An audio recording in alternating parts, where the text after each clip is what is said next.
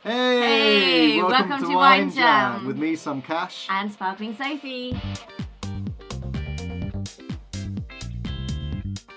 We're going to be looking at wine with a more interesting look for the information that you get with the senses of wine. Senses, yes. But we're looking at the learning area, we're looking at the tasting area. And we decided to study under the Wine and Spirit Education Trust, which has for acronym WSET. Indeed. So remember this. WSET. You will hear a lot about it in this video. I mean, I and Sophie both have an advanced WSET, and Sophie is actually studying for her diploma. Yes, I am indeed. So in this video, we'll be talking about tasting tests, exams, and also learning tips. Yes, our tips. Our tips to not fail any of your exams and succeed in everything you do, which has to do with wine.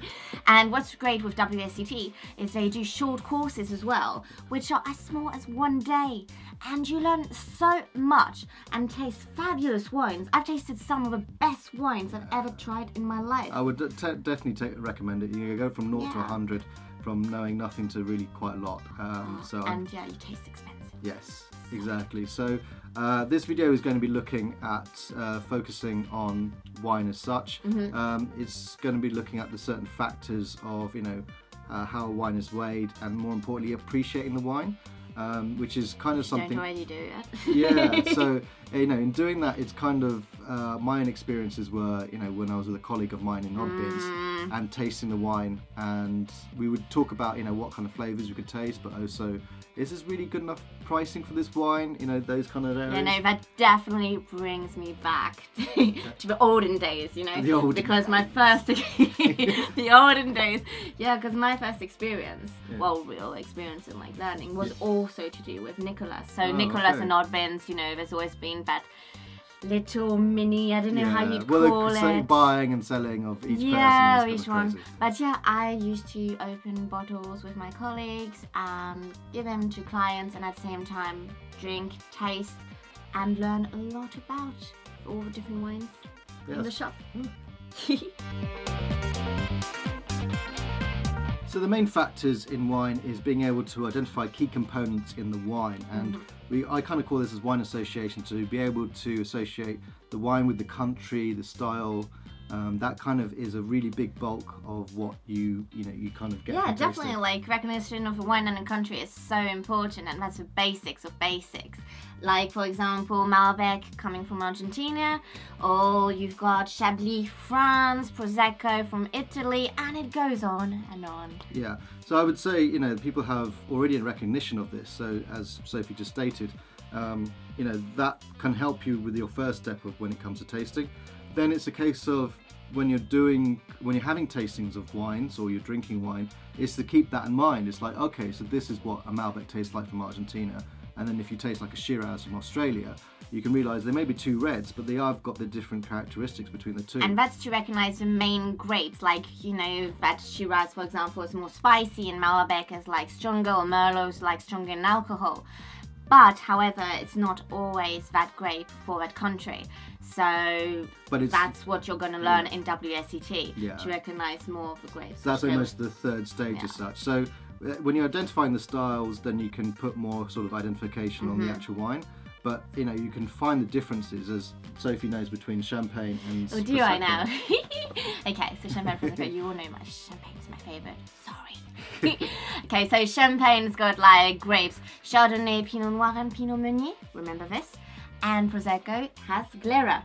Then in champagne you've got more biscuity and toasty buttery notes in some of them as well. And in Prosecco you've got floral and fruity notes. And I can go on about it, but those are the basics you need to know. Yeah, so as you can see, those are quite clearly two different distinctions between the two sparkling wines there. So now you can go to a club or to a restaurant and know exactly what you're having. Because I was saying to you earlier, sometimes they come to me and they give me a glass of Prosecco saying, hey, this is your champagne. And I look at them, smell it, taste it, and I'm like, That's not champagne. That's not champagne. With a smile, I'm just like, hey, I work in the wine business. Like. So I mean, in the same aspect, I was watching a YouTube clip on these two sommeliers, and one of the guys was reading out the different distinctions about this particular wine, blind tasting these wines, and he was talking about the acidity, the medium bodiedness of it, the characteristics of it, and I was already in my head being able to kind of know whereabouts this wine might be made, and in my head I was thinking Western Australia. He said Western Australia, and then the adjudicator actually said it is actually from Western Australia. And you have to understand that's the kind of level you can get to, which is once you do these tastings and you're able to identify them in those certain points and categories without even tasting the wine, you can identify that wine. Automatically, and it's just a fabulous thing, and you feel so proud of yourself after, don't you? You do. So we're going to be looking at learning methods. Yeah, exactly. So my own studying method was to have a huge map of the countries that I was going to be looking at. So France, Germany, Italy, any of those places that obviously are making wine, and then putting post-it notes in the regions of that country to kind of get a description. So if it was what kind of grapes were made, what kind of style of wine was made, what kind of wines were made in those particular regions. Really good idea. And you didn't share a tip with me before? Well, I'm sharing it with everyone else now. Okay, you guys are lucky. That's an excellent tip. Yeah, so I definitely recommend that, especially with places that you find difficult to remember. The other tip I would say is you've got to have your WSET systematic approach to tasting for every tasting that you have, for any wine that you have. And that's because my first point being is that it goes through the whole system, which is the color intensity, the body, the tannins, the acidity, the flavor characteristics. As you can see in my notes that I've done here, each page has got that breakdown just on the side here. So many notes. I'm impressed. I'm very impressed. Exactly. So that's what I've been doing, and Good you can do the same thing. You can do the same thing on if you go online. You can find the systematic approach on if you Google it in.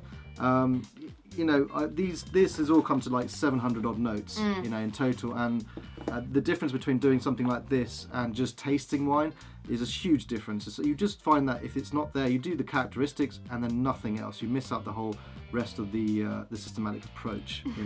Yeah, and my learning methods are slightly different. So WSET books, read it from first page to the last page. Never skip a page, because if you skip a page, you're most likely to have it on your exam paper. Yeah. Then if you are bored like me or studying at home, is get out there. Get out there and get them. Go and get those wines. Go to the bars or restaurants. Talk to the sommeliers and to the bartenders there. They might do like a nice little blind tasting or something if you give them a great smile. That's quite a good choice. Trade tastings are also a good choice to go to as well, to taste wines out there. Yeah. You'll have producers, winery owners, people who are very specialists in their particular categories to give you a lot of information. Plus, obviously, it's the whole tasting procedure as well there, which gives you a great vast amount of varieties as well. Yeah. As a beginner, the best way to learn about the wine of your dreams is to go on the WSET website. Yes, that's a great idea. You can go onto the websites of wines that you're even tasting as a beginner as well. That would be great. Sort of benefit to you to know more about wines. I'd also say like I talked about maybe before, is the Vivino app. It's something where you can take a picture of the wine label, it stores it onto your phone, and then you can look it up on their app to see what the reviews were, more importantly what grapes, what country it comes from, and what food pairing you can get with it. Yeah, no, it's amazing. I definitely recommend it. It's a fabulous app. And anyway, if you have any questions, don't hesitate to leave a comment below. Yep. We'll be more than happy to answer any queries of any sort.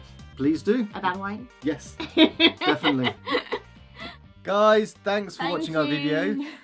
Please like down below if you like our videos, and we will be having more content, which you can click here and hear of the videos that we've done already. Or you can also subscribe just here by clicking here. Exactly. So we hope you see more of our wine content, because we love it. You'll love it as well, I promise.